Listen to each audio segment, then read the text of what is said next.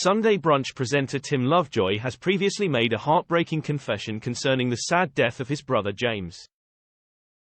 Tim, 55, shared in September 2020 how James passed away due to pancreatic cancer in 2004, when James was just 37.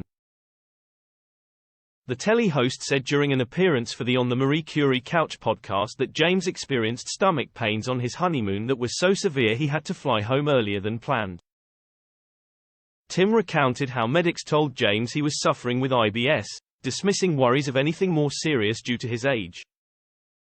However, tests went on to confirm he was ill with pancreatic cancer, and James' condition was terminal.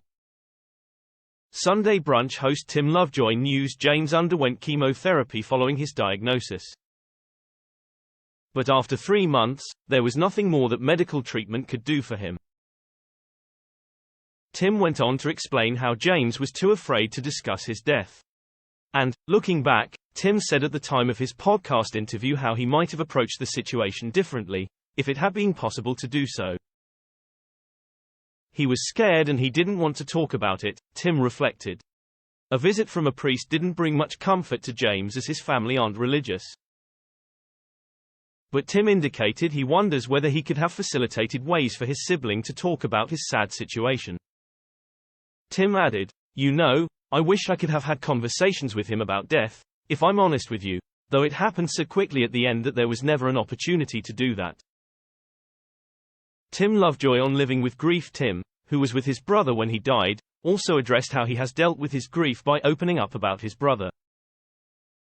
He added, "I just talked a lot about it to people.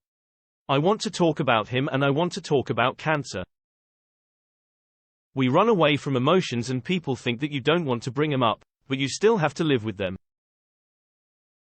You can't just suppress them constantly. I do recommend, for anyone who's going through anything to do with this, talk. Discussions, it's all about discussions.